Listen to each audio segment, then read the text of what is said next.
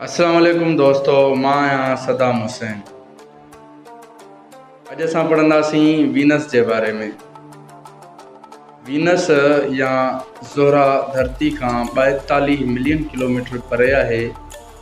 सिज जे सभ खां वेझो मरकरी अतारद सियारो आहे, उन खां पोइ वीनस, ज़ोहरा ऐं पोइ धरती आहे।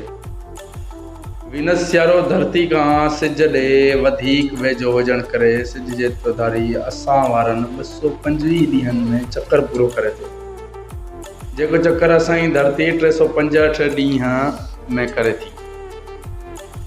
पर वीनस सियारो पंहिंजे महूर जे चौधारी तमामु आहिस्ते फिरे थो, एतिरो आहिस्ते जो उहो फेरो यानी ॾींहुं राति 243 असां वारनि ॾींहंनि में करे थो।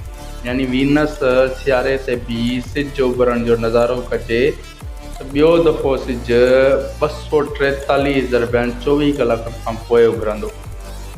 ॿी ॻाल्हि त वीनस सियारो उबतो फिरे थो, उन करे वीनस में सिज ओलह खां उभरे ओभर तरफ़ लहे थो। इंग्लैंड ऐं यूरोप पासे हिन सियारे खे मॉर्निंग ऐं इवनिंग तारो सॾिजे थो, जो हीउ तारो सियारो या त शाम जो नज़र अचे थो या सुबुह जो। हिंदू ज्योतिष में वीनस खे शकरा सॾनि।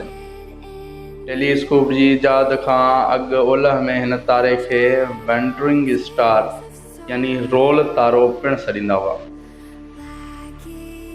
हिन सियारे जूं कुझु तबी ख़सूसियतूं बि आहिनि।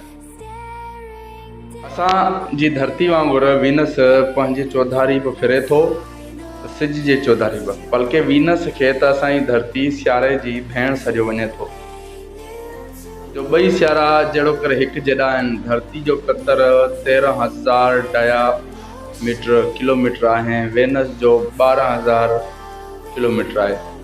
तौर में बि धरती जी लॻभॻि आहे, शक्ल सूरत में बि धरती जहिड़ो जाबलू इलाइक़ो अथसि, पर बाक़ी हालतूं अहिड़ियूं अथसि जो उन ते के इंसान या जीत जानवर रहणु नामुमकिन आहे। असांजी हवा में ऑक्सीजन ऐं उनखे हल्को कंदड़ गैस नाइट्रोजन आहे। वीनस ते 95% कार्बन डाइऑक्साइड आहे। वीनस ते सॼो साल 500 डिग्रियूं टेम्परेचर आहे, जेको तमामु घणो आहे। 100 डिग्री ते त पाणी बाफ़ थियो वञे, ऐं हवा यानी कार्बन डाइऑक्साइड जेका वीनस जे एटमॉस्फेयर ते नाहे, जो दबाव धरती जे एटमॉस्फेरिक प्रेशर खां 92 दफ़ा वधीक आहे। यानी उन में धरती जो इंसान या जानवर एतिरी त चिभाट महसूसु करे जो जिस्म जे अंदरि जो रत ॿाहिरि निकिरी ईंदो।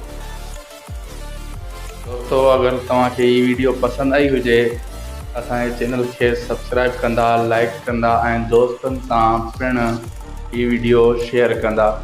मिलंदासीं पंहिंजी हिकु ॿी वीडियो में। अल्लाह हाफ़िज़।